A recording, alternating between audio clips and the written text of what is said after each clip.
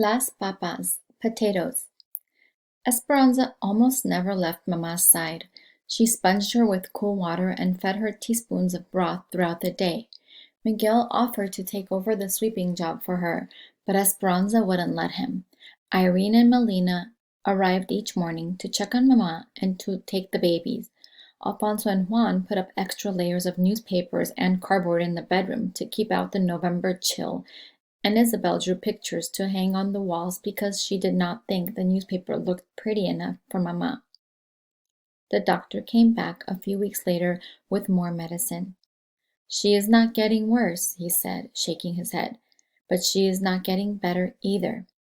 Mamma drifted in and out of fitful sleep, and sometimes she called out for Abuelita. Esperanza could barely sit still and often paced around the small room. One morning, Mamma said weakly, "Esperanza." Esperanza ran to her and took her hand. "Abuelita's blanket," she whispered. Esperanza pulled her valise from under the bed. She had not opened it since before the dust storm, and saw that the fine brown powder had even found its way deep inside, as it had found its way into Mamma's lungs. She lifted out the crocheting that Abuelita had started that night Papa died. It seemed like a lifetime ago. Had it only been a few months? She stretched out the zigzag rows. They reached from one side of Mamma's bed to the other, but were only a few hands wide, looking more like a long scarf than the beginning of a blanket. Esperanza could see Abuelita's hairs woven in so that all of her love and good wishes would go with them forever. She held the crocheting to her face and could still smell the smoke from the fire and the faintest scent of peppermint. Esperanza looked at Mamma, breathing uneasily, her eyes closed. It was clear that she needed Abuelita. They both needed her. But what was Esperanza to do? She picked up Mamma's limp hand and kissed it. Then she handed the strip of zigzag rose to Mamma, who clutched it to her chest. What had Abuelita told her when she'd given her the bundle of crocheting? And then she remembered. She had said, "Finish this for me, Esperanza, and promise me you'll take care of Mamma." After Mamma fell asleep, Esperanza picked up the needlework and began where Abuelita had left off. 10 stitches up to the top of the mountain. Add 1 stitch, 9 stitches down to the bottom of the valley. Skip 1. Her fingers were more nimble now, and her stitches were more even. The mountains and valleys in the blanket were easy, but as soon as she reached a mountain, she was headed back down into a valley again. Would she ever escape this valley she was living in? This valley of Mamma being sick? What else had Abuelita said? After she had lived many mountains and valleys, they would be together again. She bent over her work, intent, and when a hair fell into her lap, she picked it up and wove it into the blanket. She cried when she thought of the wishes that would go into the blanket forever, because she was wishing that Mamma would not die. The blanket grew longer, and Mamma grew more pale. Women in the camp brought her extra skeins of yarn, and Esperanza didn't care that they didn't match. Each night when she went to bed, she put the growing blanket back over Mamma, covering her in hopeful color. Lately, it seemed Esperanza could not interest Mamma in anything. "Please, Mamma," she begged, "you must eat more soup. Please, Mamma, you must drink more juice. Mamma, let me comb your hair. It will make you feel better." But Mamma was listless, and Esperanza often found her weeping in silence. It was as if, after all her hard work in getting them there, her strong and determined mother had given up.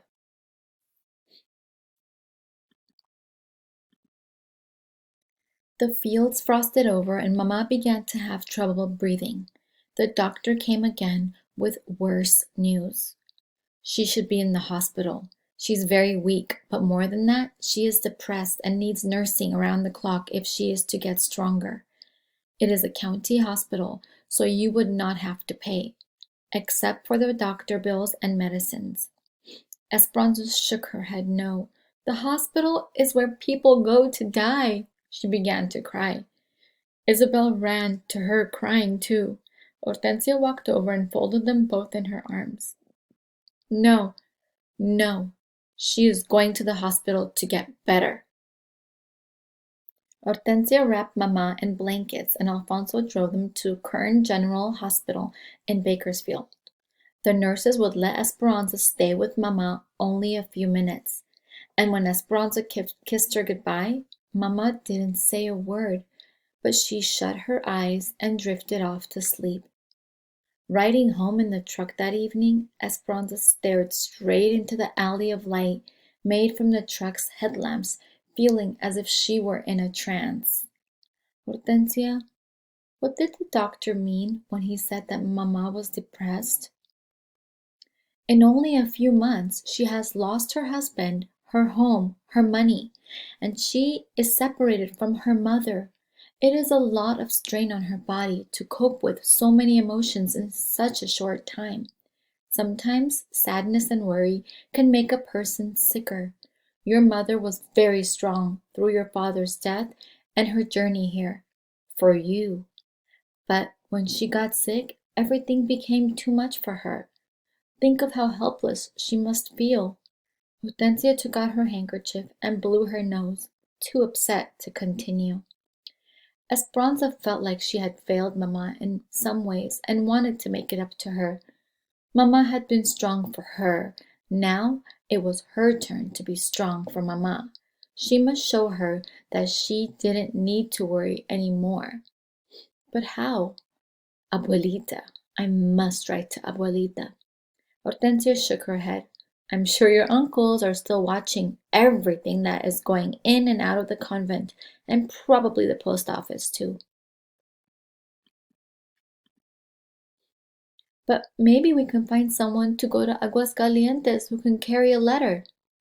I have to do something, said Esperanza, holding back tears. Hortensia put her arm around Esperanza. Don't worry, she said. The doctors and nurses know what she needs, and we will take care of one another. Esperanza didn't say what she really thought, that what Mama really needed was Abuelita, because if sadness was making Mama sicker, then maybe some happiness would make her better. She just had to figure out a way to get her here. When she got back to camp, she went behind the cabin to pray in front of the washtub grotto. Someone had knit a shawl and draped it over Our Lady's shoulders, and the sweetness of the gesture made Esperanza cry. Please, she said through her tears, I promised Abuelita I would take care of Mama. Show me how I can help her. The next day, Esperanza pulled a heavy shawl around her shoulders and waited for Miguel to come home from the fields. She paced in the area where the trucks unloaded and wrapped the wool tighter against the early winter cold. She had been thinking all day about what to do.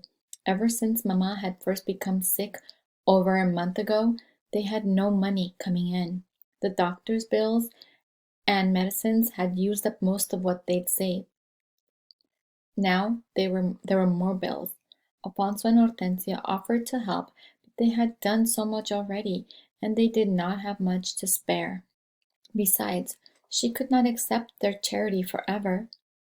Abuelita's ankle was probably healed by now, but if she hadn't been able to get her money out of Tio Luis's bank, then she would have no money with which to travel. If Esperanza could somehow get money to Abuelita, then maybe she could come sooner. When Miguel jumped off of one of the trucks, she called to him. What have I done to deserve this honor, mi reina? He said, smiling and walking toward her. Please, Miguel, no teasing. I need your help. I need to work so I can bring Abuelita to Mama. He was quiet, and Esperanza could tell he was thinking. But what could you do? And who could take care of the babies? I could work in the fields or in the sheds, and Melina and Irene have already offered to watch Pepe and Lupe. It's only men in the fields right now, and you're not old enough to work in the sheds. I am tall. I'll wear my hair up. They won't know. The problem is that it's the wrong time of the year. They aren't packing anything right now. Not until asparagus in the spring. My mother and Josefina are going to cut potato eyes for the next 3 weeks. Maybe you can go with them? But it is just 3 weeks, said Esperanza. I need more work than that. Anza, if you're good at cutting potato eyes, they will hire you to tie grapes. If you're good at tying grapes, they will hire you for asparagus. That's how it works. If you're good at one thing, then they hire you for another. She nodded. Can you tell me one more thing, Miguel? Claro, certainly. What are potato eyes? Esperanza huddled with Josefina. Hortensia and a small group of women were waiting for the morning truck to take them to the sheds. A thick tulle ground fog that hugged the earth settled in the valley surrounding them, as if they stood within a deep gray cloud. There was no wind, only silence and penetrating cold. Esperanza bundled in all the clothing she could put on, old wool pants, a sweater, a ragged jacket, a wool cap, and thick gloves over thin gloves, all borrowed from friends in the camp. Hortensia had shown her how to heat a brick in the oven and bundle it in newspaper, and she hugged it to her body to keep warm as they rode on the truck. Since the driver could only see a few yards ahead, the truck rumbled slowly on the dirt roads. They passed miles of naked grapevines, stripped of their harvest and bereft of their leaves. Fading into the mist, the brown and twisted trunks looked frigid and lonely. The truck stopped at the big packing shed. It was really one long building with different open-air sections as long as 6 train cars. The railroad tracks ran along one side, and docks for trucks ran along the other. Esperanza had heard Mama and the others talk about the sheds, how they were busy with people, women standing at long tables packing the fruit, trucks coming and going with their loads fresh from the fields, and workers stocking the train cars that would later become hooked onto a locomotive to take the fruit all over the United States. But cutting potato eyes was different. Since nothing was being packed, there wasn't the usual activity. Only 20 or so women gathered in the cavernous shed, sitting in a circle on upturned crates, protected from the wind by only a few stacks of empty boxes. The Mexican supervisor took their names. With all the clothing they were wearing, he barely looked at their faces. Josefina had told Esperanza that if she was a good worker, the bosses would not concern themselves with her age, so she knew she would have to work hard. Esperanza copied everything that Hortensia and Josefina did. When the women would put on the hot bricks between their feet to keep them warm while they worked, so did she. When they took off their outer gloves to work in the thin cotton ones, she did the same. Everyone had a metal bin sitting behind them. The field workers brought cold potatoes and filled up their bins.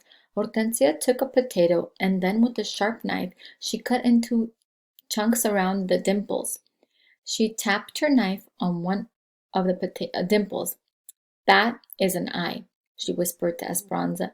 Leave 2 eyes in every piece so that there will be 2 chances for it to take root. Then she dropped the chunks into a burlap sack. When the sack was full, the field workers took it away. Where do they take them? She asked Hortensia.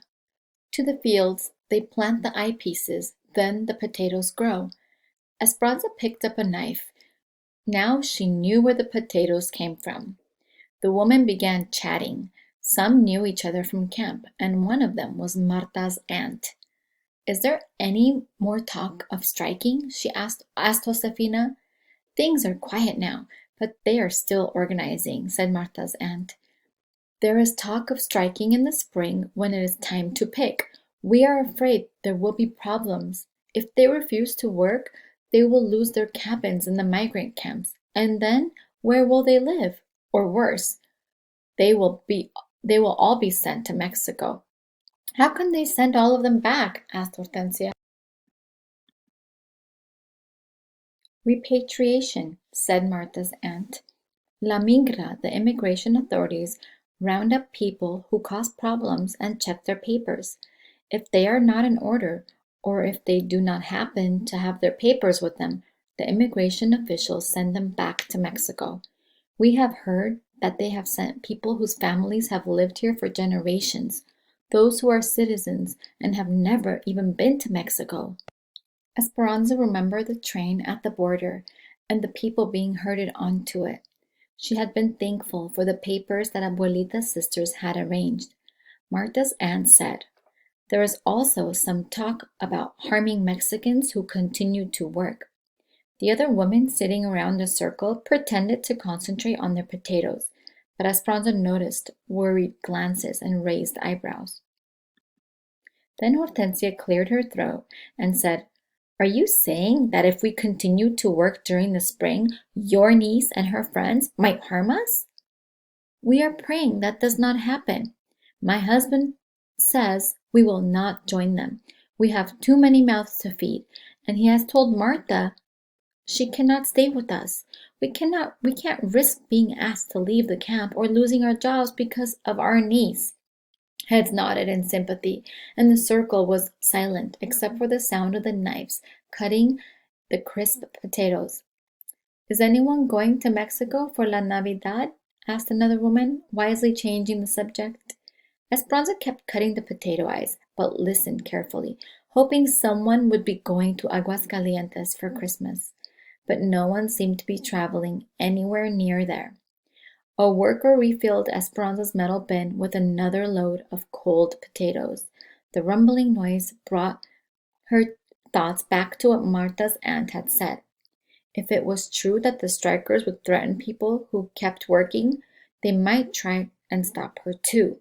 Esperanza thought of Mama in the hospital and Abuelita in Mexico and how much people depended on her being able to work. If she was lucky enough to have a job in the spring, no one was going to get in her way. A few nights before Christmas, Esperanza helped Isabel make a yarn doll for Sylvia while the others went to a camp meeting. Ever since Esperanza had taught Isabel how to make the dolls, it seemed there was a new one born each day, and Monas of every color now sat in line on their pillows. "Sylvia will be so surprised," said Isabel. "She has never had a doll before." "We'll make some clothes for it too," said Esperanza. What was Christmas like at El Rancho de las Rosas? Isabel never tired of Esperanza's stories about her previous life. Esperanza stared up at the ceiling, searching her memories. Mamá decorated with Advent wreaths and candles. Papá set up the nativity on a bed of moss in the front hall, and Hortensia cooked for days. There were empanadas filled with meat and sweet raisin tamales. You would have loved how Abuelita decorated her gifts. She used dried grapevines and flowers instead of ribbons. On Christmas Eve, the house was always filled with laughter and people calling out, "Feliz Navidad!" Later, we went to the cathedral and sat with hundreds of people and held candles during midnight mass. Then we came home in the middle of the night, still smelling of incense from the church, and drank warm atole de chocolate and opened our gifts. Isabel sucked in her breath and gushed, "What kind of gifts?" I can't remember," said Esperanza, braiding the yarn doll's legs. "All I remember is being happy." Then she looked around the room, as if seeing it for the first time. One of the table legs was uneven and had to be propped by a piece of wood so it wouldn't wiggle. The walls were patched and peeling. The floor was wood plank and splintery, and no matter how much she swept it, it never looked clean. The dishes were chipped and the blankets frayed, and no amount of beating could remove their musty smell. Her other life smelled like a story she had read in a book long time ago. Un cuento de hadas, a fairy tale. She could see the illustrations in her mind. The Sierra Madre, El Rancho de las Rosas, a carefree young girl running through the vineyard. But now, sitting in this cabin, the story seemed as if it were about some other girl, someone Esperanza didn't know anymore. What do you want for Christmas this year? Asked Isabel. I want Mama to get well. I want more work. And she stared at her hands and took a deep breath. After 3 weeks of potato eyes, they were dried and cracked from the starch that soaked through her gloves. I want soft hands. What do you want, Isabel? Isabel looked at her with her big doe eyes and said, That's easy. I want anything. Esperanza nodded and smiled. Admiring the completed doll, she handed it to Isabel, whose eyes, as usual, were excited. They went to bed, Isabel in her cot and Esperanza in the bed that she and Mamma had slept in. She turned toward the wall, yearning for the holidays of her past, and repeated what was becoming a nightly ritual of silent tears. She didn't think anyone ever knew that she cried herself to sleep until she felt Isabel patting her back. Esperanza, don't cry again. We will sleep with you if you want. We? She turned toward Isabel, who was holding the family of yarn dolls. Esperanza couldn't help but smile and lift the covers. Isabel slid in beside her, arranging the dolls between them. Esperanza stared into the dark. Isabel had nothing, but she also had everything. Esperanza wanted what she had. She wanted so few worries that something as simple as a yarn doll would make her happy. On Christmas Day, Esperanza walked up the front steps of the hospital while Alfonso waited in the truck. A couple passed her carrying gifts wrapped in shiny paper. A woman hurried by carrying a poinsettia plant and wearing a beautiful red wool coat with the rhinestone Christmas tree pinned to the label. Esperanza's eyes riveted on the coat and the jewelry. She wished she could give Mamma a warm red coat and a pin that sparkled. She thought of the gift she had in her pocket. It was nothing more than a small, smooth stone that she had found in the fields while weeding potatoes. The doctor had moved Mamma to a ward for people with long-term illnesses. There were only 4 other people on the floor, and the patients were spread out, their occupied beds scattered among the rows of the bare mattresses in the long room. Mamma slept and didn't wake even to say hello. Nevertheless, Esperanza sat next to her, crocheted a few rows on the blanket, and told Mamma about the sheds and Isabel and the strikers. She told her that Lupe and Pepe could almost walk now, and that Miguel thought that Papa's roses showed signs of growth. Mamma didn't wake to say goodbye either.